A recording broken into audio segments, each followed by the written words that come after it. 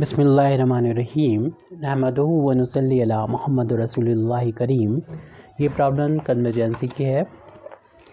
Test for convergence the series 1 square multiplied by 2 square upon factorial 1 plus 2 square multiplied by 3 square upon factorial 2 plus and so on plus N square multiplied by N plus 1 whole अब square upon factorial N plus and so on to infinity.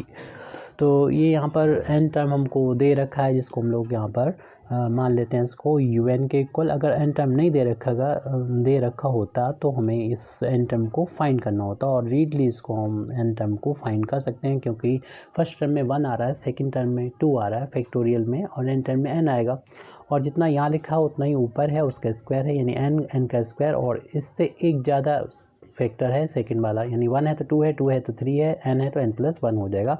हालांकि हमें इसको find नहीं करना होगा क्योंकि ये तो हमें गिवन है। अगर हमें गिवन ना होता तो हमें इस वैल्यू को फाइंड करके तब हम इसको सॉल्व करते। तो यहाँ पर जब हमें हमें मिल गया है तो उसके बाद हम प्लस 1 यानी हम यहाँ पर कंपैरिजन टेस्ट लगाएंगे। ये कंपैरिजन टेस्ट यहाँ पर हम डी-एलम्बर्ट रेशियो टेस्ट लगाएंगे।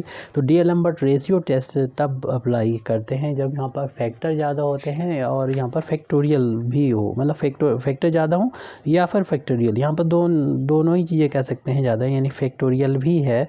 तो जब फैक्टोरियल होता है तब तो हम यहाँ पर रेशियो टेस्ट जो है यानी डी-एलम्बर्ट रेशियो टेस्ट को ही यहाँ पर अप्लाई करते हैं। तो डी-एलम्बर्ट रेशियो टेस्ट के लिए हमें फाइंड करना होता है n+1 टर्म फाइंड करना होता है। तो यहाँ पर भी n मिलेगा, वहाँ पर n+1 रख देंगे, राइट हैंड साइड में भी n+1 और उसका होल अब स्क्वायर अपान ये यहाँ पर n+1, और पहले से 1 चल रहा है, यहाँ पर भी n था, वहाँ पर हम n+1 रख दे रहे हैं।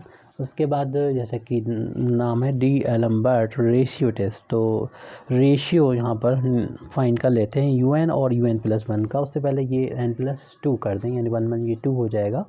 तो फिर इसके बाद हम लिख सकते हैं यहाँ पर n+1 का होल अब स्क्वायर और इसको n+2 का होल अब स्क्वायर अपान में फैक्टोरियल n+1। ये हमने फाइंड कर लिया है un+1। अब डी-एलम्बर्ट रेशियो टेस्ट की तैयारी कर लेते हैं, यानी अप्लाई अभी बाद में करेंगे। un+1 की वैल्यू को फाइंड कर लेते हैं। तो un की वैल्यू हमारे पास है, न्यूमरेटर में रख देने वैल्यू n² n+1 का होल अब स्क्वायर अपान फैक्टोरियल 1, ये हमने un की वैल्यू रख दी है। डिनोमिनेटर में हम इस वैल्यू को un+1 की वैल्यू को पुट कर देंगे, n+1 का होल अब स्क्वायर मल्टीप्लाइड बाई n+2 का होल अब स्क्वायर अपान में फैक्टोरियल में है n+1। अब ये चीज़ जो है वो नीचे आ जाएगी और ये पलट जाएगी, यानी डबल अपान में है तो इसका ऊपर जाके न्यूमरेटर में मल्टीप्लाई हो जाएगा।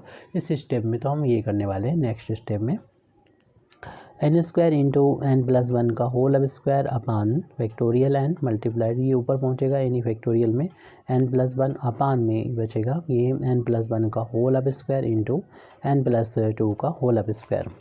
तो यहाँ से सबसे पहला काम तो ये होता है कि फैक्टोरियल ख़त्म करें, कि जो भी इसके अंदर है उसको हम यहाँ से बाहर निकालेंगे।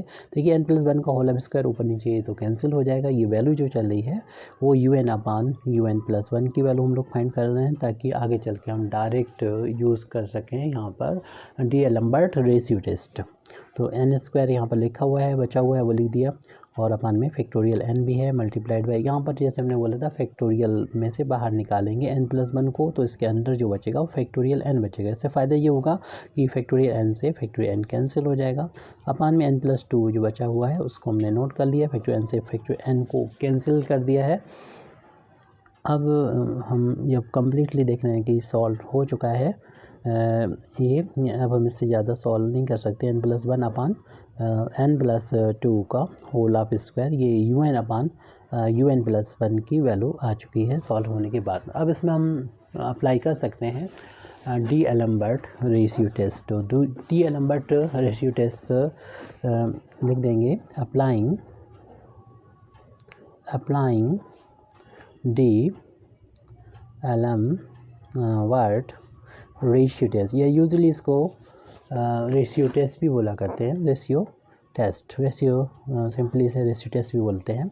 ये होता है कि limit n tends to infinity un upon un+1 अगर ये वैल्यू जो है 1 से ग्रेटर आएगी तो हम कहेंगे सीरीज़ कन्वर्जेंट है, और ये वैल्यू 1 से लेस देन आती है तो हम कहेंगे सीरीज़ डाइवर्जेंट है। अगर 1 के इक्वल आ जाएगी तो ये रेशियो टेस्ट फेल हो जाएगा। तो हम देखते हैं इसकी वैल्यू हमारे इस क्वेश्चन के लिए कितनी होगी। हमने पहले ही सॉल्व करके रखा हुआ है UN/UN+1। आप चाहें तो इसके साथ में यहाँ पर भी सॉल्व कर सकते हैं, डायरेक्ट यहाँ पर से ही सवाल कर सकते हैं, पहले से ना सॉल्व करें।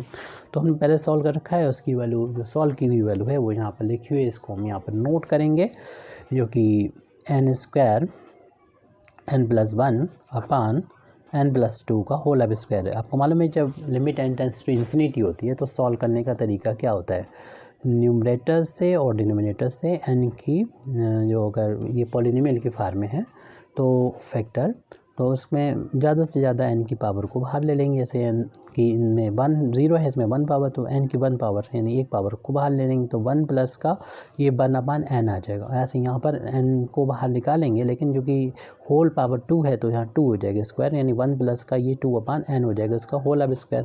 n² से n² कैंसिल हो जाएगा। अब लिमिट हटा दीजिए, जहाँ पर भी आपको n नज़र आए वहाँ पर इन्फिनिटी रख देंगे। तो n के यहाँ पर इन्फिनिटी रख देंगे तो 1 + 1/∞ हो जाएगा, अपान में 1 + 2/∞ और उसका होल अब स्क्वायर है। और 1/∞ की वैल्यू हम लोग जानते हैं कि 0 के इक्वल होती है, तो 1/∞ की जगह तो 0 हो जाएगा। तो बस ये ध्यान रहे कि ∞/∞ फार्म ना बने, क्योंकि इसकी वैल्यू तो किसी को भी नहीं मालूम होती है।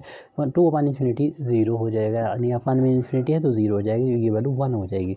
तो हम जिस चीज़ से डर रहे थे वो नहीं हुआ, यानी अपान में 1 का स्क्वायर तो 1 होता है, इन्फिनिटी इंटू 1 इन्फिनिटी ही हो जाएगा, तो इन्फिनिटी/1 जो होगा वो इन्फिनिटी हो जाएगा। यानी टोटल वैल्यू जो आई है, यानी limit n tends to infinity UN/UN+1 की जो वैल्यू आई है वो इन्फिनिटी आई है, और ये होता है 1 से ग्रेटर। जैसे कि शुरू में बताया था, ये वैल्यू अगर 1 से ग्रेटर है तो हम कह सकते हैं y/d रेशियो टेस्ट, या सिंपली इसे रेशियो टेस्ट भी कह सकते हैं। y ratio test we can say that the given series is convergent. ये सीरीज जो होगी रेशियो टेस्ट से कह सकते हैं कन्वर्जेंट सीरीज़ होगी। Thank you very much indeed for listening me. व आखिर दावाना अल्हम्दुलिल्लाहि रब्बिल आलमीन।